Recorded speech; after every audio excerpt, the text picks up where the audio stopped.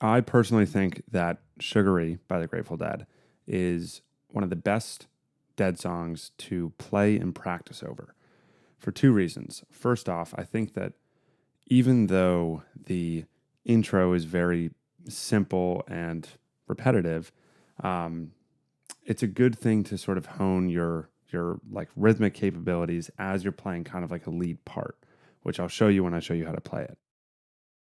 The other thing is that the soloing, as it relates to that intro section, is just over 2 chords. So you kind of can do whatever you want, and you don't need to be so boxed in by chord tones and triads and understanding the changes and all that. Though you still can do that, it's not as necessary. So in this, I'll show you how to play this.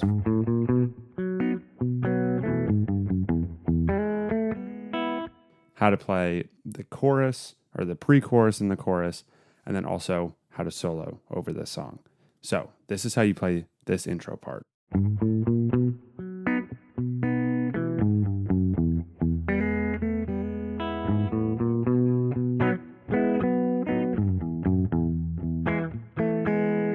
So the first thing that you need to know is that there's a walk up on the bass to sort of start the song, right? So it starts with the 4th fret of the low E string, then open 5th string, 1st fret of the 5th string, 2nd fret of the 5th string. And then that'll bring you in to the first chord, which is a B. A lot of people play it like this. I do it with my pinky, same chord. So the basic progression is a B to an E. The first chord is this B, which once you do that walk up, you can kind of just strum. But then there's a walk down to the E, which is 4th, 3rd, 2nd, open, all on the 6th string. Right? So you got.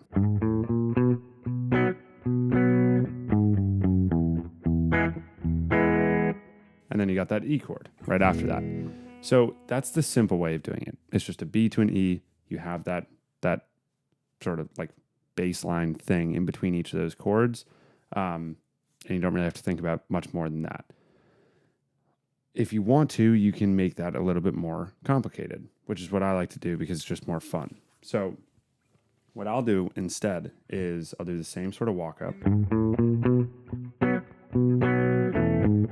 And right as I'm about to go to that walk down, I'm kind of playing like an A chord, but not really. It's more of a mute. Right, so it's like a sort of an upstroke right before I get to those notes on that 6th string.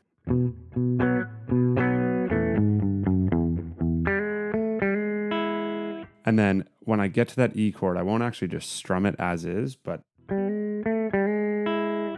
I'll hammer on my pointer finger on the G string, then put my pinky on the 2nd fret of the G string, do the hammer on again. So, and then I'll hit the high E string just because. Really no reason. I don't know if I've even heard Jerry or John Mayer do that, but it's just kind of a cool thing that you can add in.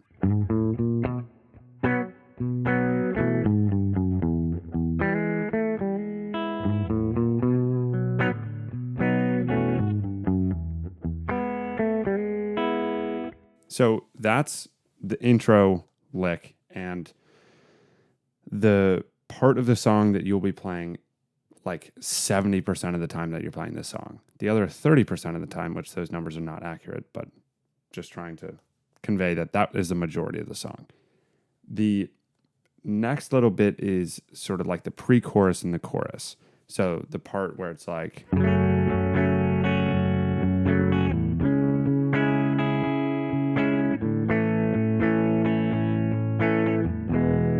So I'll show you all those chords, and then I'll show you how you solo over that first part, the B to the E.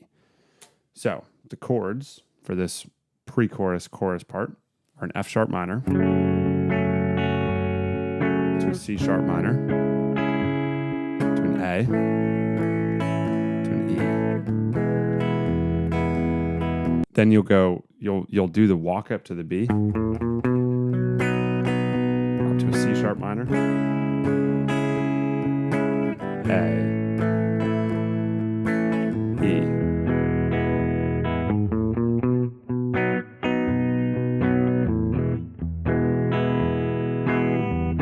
C sharp minor, A, E.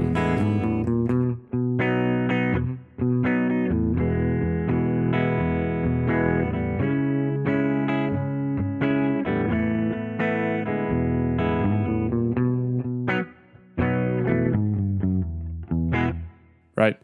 So that section's pretty simple.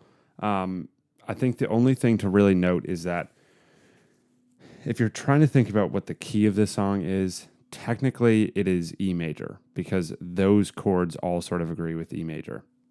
Again, if that doesn't make sense to you why those agree, there's a Tough Club lesson on the Nashville number system that will really help with that. If you don't know what Tough Club is, it's my online jam band guitar course and community. It's got tablature for a bunch of different solos. The lessons range from beginner to advanced and new content every week, both mini lessons, full lessons, tablature, newsletter, all that. The link to join is in the description. But anyway, the reason that I find that the key is even important to note in the first place is because I guess first off, it's always important. But when you're soloing, you kind of have two options. You can think about it in the key of B or in the key of E, right? Because E is the fourth chord in the key of B, and B is the 5 chord in the key of E. So it could go either way. But if you want to have a definitive answer, it is E because the rest of the chords in the song agree with E major. So, on to the soloing. Like I just said, you can think about it in two different ways. You can sort of center everything around the key of B major or E major. Now, the only issue with opting for B major, which is what I do, is that you have to change one note, which is the Mixolydian note. So I will typically go for thinking about this in the key of B major because the intro part, right? So just the B to the E, it kind of feels like B is the center that they're returning to every time they play it.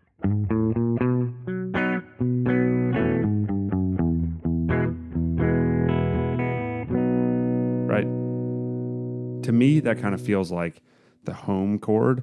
And if that's the case, then I'll usually try to play in that key. So, one of the easiest ways that I would try to sort of show you how to solo is by giving you one chord shape for each of these chords. Again, it's just a B to an E. Now, everyone knows this major pentatonic scale, right? If we're thinking about B major. Right? That's the scale that you can play in. But if you really want to be able to highlight chord tones and make your soloing sound a little bit more like Jerry's, then you have to think about a chord shape that you can sort of lay on top of that and target the notes from that chord shape when that chord comes in the rhythm.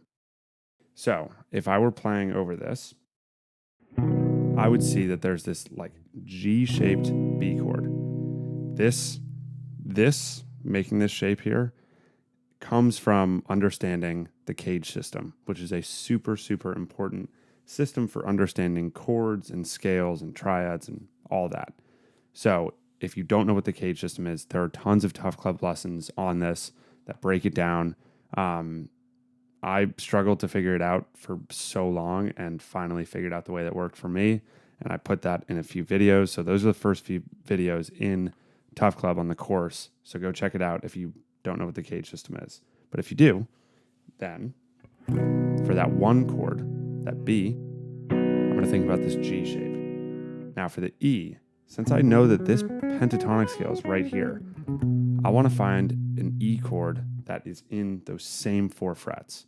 So I know that there's the C shape of the E chord right here, and it stays in those same 4 frets. So what I've now done is I've determined, okay, I know what key I'm in. I'm in B. I know what scale I can play over this whole thing. And then for each of those chords, I now know which chord tones I can hit to make it sound most appropriate. So then if I'm soloing and it sounds like this,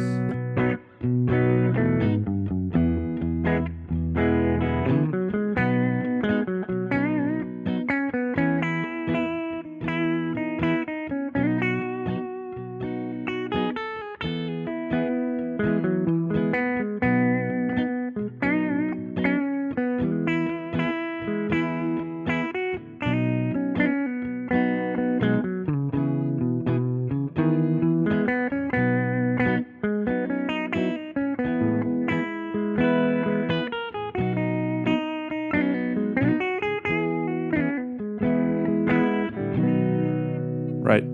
All I was doing there is, as the chords were changing, I was prioritizing playing in that one scale, being the pentatonic.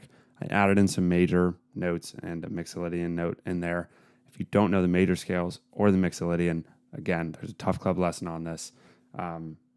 There's a Tough Club lesson on pretty much everything that I'm talking about here, which I've sort of been putting like the most helpful lesson here. If you decide to sign up and go take a look at that. But for the most part, I was just thinking about the scale that I was playing in. And then for each of the chords, I was trying to visualize that shape and then target one of those notes from the chord. That's the idea of a chord tone and sort of soloing by using chord tones. So that's just one position on the neck that you can do this. You can replicate this in all 5 of the scales, of the pentatonic scales, which means you can also do it in all 5 of the major scales. So if I wanted to do it here instead, there's a B chord here, there's an E chord here.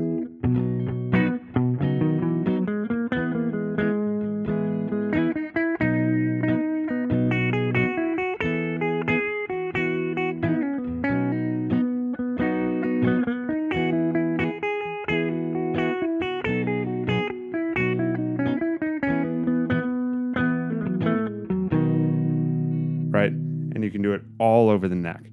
But I'll leave that for you to figure out, or you can go to Tough Club and learn how to do that. But the most important thing is just having one spot that you're comfortable playing in. So use this major pentatonic shape for B major.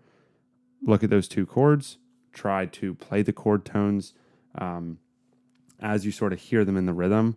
And if you're interested in Tough Club, go check it out. There's a ton of really helpful stuff on this, and I can say that with 100% confidence. So if there was some stuff in there that didn't really make sense, if you take some of the lessons from Tough Club, you'll be able to then do this sort of analysis over other songs, which is a very, very helpful tool. So go check it out.